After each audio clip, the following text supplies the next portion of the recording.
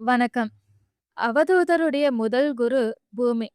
பூமி கிட்ட இருந்து அவர் என்ன கத்துக்கிட்டாரு அப்படிங்கிறத திருவள்ளுவரே சொல்லியிருக்காரு. "அகழ்வாரை தாங்கும் நிலம் போல தம்மை இகழ்வார் பொறுத்தல் தலை." பூமியை எப்படி வெட்டுனாலும், தோண்டுனாலும், கீறினாலும், குதிச்சாலும், மிதிச்சாலும், அது எல்லா துன்பத்தையும் ஏத்துக்கிட்டு, அமைதியா அத தாங்கிக்கிட்டு இருக்கும். அதே மாதிரி நாமளும் நம்ம யாரு இகழ்ந்து பேசினாலும் அத பொறுத்துக்கணும் அப்படிங்கறத தான் இங்க திருவள்ளுவர் சொல்லியிருக்காரு. இந்த பாடத்த தான் அவதூதரும் பூமி கிட்ட இருந்து கத்துக்கிட்டாரு. இந்த பொறுமை மட்டும் தான் பூமி கிட்ட இருந்து கத்துக்க முடியுமா அப்படின்னா இல்லைங்க. இன்னும் சில விஷயங்கள நம்மளால பூமி கிட்ட இருந்து கத்துக்க முடியும். அது என்னென்ன அப்படின்னா, முதன்மையானது பொறுமைதான். அடுத்து மன்னிக்கும் குணம், தன்னலமற்ற சேவை, ஸ்திரத்தன்மை, அடுத்து சகிப்புத்தன்மை. மொத்தமா இந்த 5 விஷயங்கள நாம பூமி கிட்ட இருந்து கத்துக்க முடியும். பொறுமை பத்தி நம்ம சொல்லிட்டோம். ஆனா பொறுமைக்கே சிறந்த உதாரணம் யாரு அப்படின்னா சீதா தேவி தான். ராவணனால கடத்தப்பட்ட சீதா தேவி அசோகவனத்துல இருக்காங்க. ஆனா சுற்றி இருந்த ராட்சசிகள் எல்லாருமே ராவணனுடைய ஆசைக்கு இணங்கு அப்படின்னு சீதா தேவிய அவதூறு பேச்சா பேசுறாங்க. பல துன்பத்துக்கு அவங்கள ஆளாக்குறாங்க. அதை எல்லாத்தையுமே பொறுத்துக்கிட்டு இருக்காங்க சீதா தேவி. அது மட்டுமா, அப்பப்ப ராவணனும் சீதா தேவி கிட்ட வந்து இனிக்க இனிக்க பேசுவான். அப்புறம் மிரட்டவும் செய்வான். அத எல்லா பேச்சையும் பொறுத்துக்கிட்டு இருந்தாங்க சீதா தேவி. நம்ம வீட்ல இருக்க பெரியவங்க எல்லாருமே ஒரு விஷயம் சொல்வாங்க. யாராவது நம்மகிட்ட சண்டை போட வந்தாங்க அப்படின்னா, நாம பொறுமையா இருக்கணும். எதுவும் பேசக்கூடாது. அவங்க பாட்டுக்கு கத்திட்டு போகட்டும் அப்படின்னு சொல்வாங்க. இது மேக்ஸிமம் எல்லார் வீட்லயுமே நடக்காது. ஆனா பொறுமைனா அதுவா அப்படின்னா கிடையாதுங்க. அத சீதா தேவி கிட்ட இருந்தே நம்மளால கத்துக்க முடியும். சீதா தேவி பொறுமையா இருந்தாங்க. அதே சமயம் ராவணனுக்கு எச்சரிக்கையும் விடுத்தாங்க. என்ன ஸ்ரீராமன் கிட்ட அழைச்சிட்டு போய் விட்டுடு. அவர் கண்டிப்பா உன்னை மன்னிச்சிடுவாரு அப்படின்னு சொன்னாங்க. அப்படி இல்ல அப்படின்னா, உனக்கும் உன்னுடைய குலத்துக்கும் ஆபத்து விளையும் அப்படின்னு எச்சரிக்கையும் பண்ணாங்க. இததாங்க நாம எல்லாருமே மிஸ் பண்றோம். பொறுமைனா பொறுத்துக்கிட்டு அமைதியா இருக்கிறது மட்டும் இல்ல. பேச வேண்டிய நேரத்துல பேச வேண்டியத நம்ம கண்டிப்பா பேசியே ஆகணும். அததான் இங்க சீதா தேவி நமக்கு வாழ்ந்து காட்டியிருக்காங்க. அடுத்து மன்னிக்கும் குணம். நம்ம அந்த அளவுக்கு பூமிக்கு துன்பம் குடுக்குறோம். துன்பம் குடுத்தாலுமே பூமி அத எல்லாத்தையுமே மன்னிச்சு மறந்துடுது.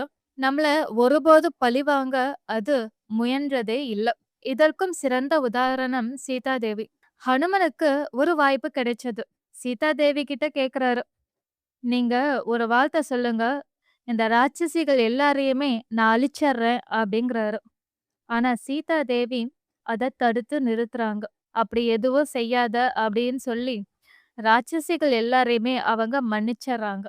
சீதா தேவி அந்த ராட்சசிகளால பல்வேறு விதமான துன்பத்த அனுபவிச்சாங்க. அத கேள்விப்பட்ட ஹனுமானுக்கு அவ்ளோ கோபம் வருது.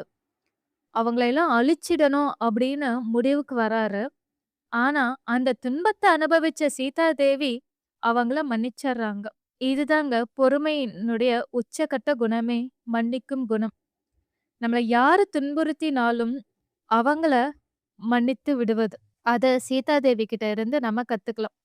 அது மட்டும் இல்ல, இன்னொரு உதாரணம் சொல்லணும் அப்டின்னா, யுதிஷ்டிரர். மகாபாரதத்துல பஞ்சபாண்டவர்கள். கௌரவர்களால அவ்ளோ துன்பத்த அனுபவிச்சாங்க. ஆனா, அவ்ளோ துன்பத்த அனுபவிச்ச போதும் யுதிஷ்டிரன் அவங்க எல்லாரையுமே மன்னிச்சுக்கிட்டே தான் இருந்தாரு.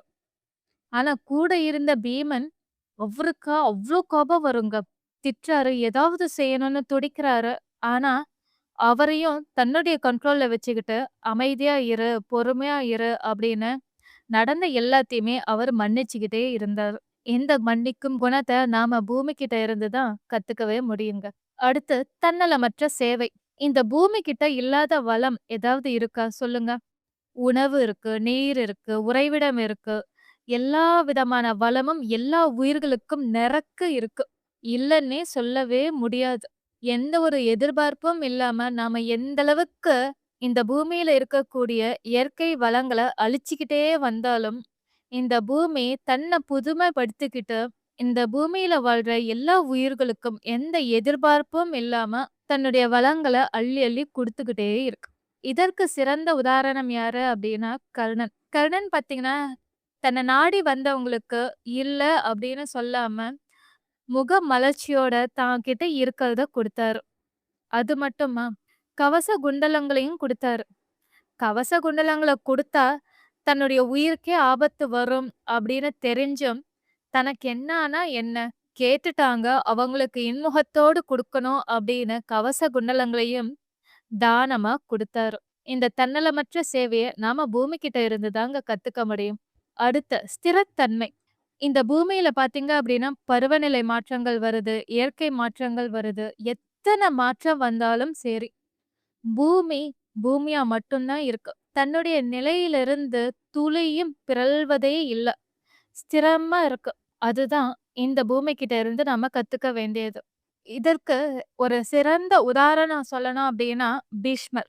பீஷ்மர் தான் எடுத்த சபதத்திலிருந்து இம்மி அளவும் பிறழவே இல்ல. உறுதியா இருந்தாரு. ஸ்திரமா இருந்தாரு. அது மட்டும் இல்லாம தான் கொடுத்த வாக்க மட்டும் இல்ல, தன்னுடைய கடமையிலிருந்தும் எந்த சூழ்நிலையிலயும் அவர் தன்ன மாத்திக்கவே இல்ல. இந்த மாரி ஸ்திரத்தன்மைய நாம பூமி கிட்ட இருந்து தான் கத்துக்கவே முடியும். அடுத்து சகிப்புத்தன்மை. இந்த பூமியில வெயில், மழை, குளிர், புயல் அப்படின்னு நெறைய மாற்றங்கள் வருது. எண்ணற்ற உயிரினங்கள் பல்வேறு விதத்துல இந்த பூமிக்கு பாரமாவும் இருக்கும், துன்பத்தையும் விளைவிச்சுக்கிட்டே இருக்கும். என்ன துன்பம் வந்தாலும் அதை குறை கூறுவதே இல்ல. பூமி பொறுமையா, அமைதியா இருக்கு. சகிச்சுக்கிட்டு.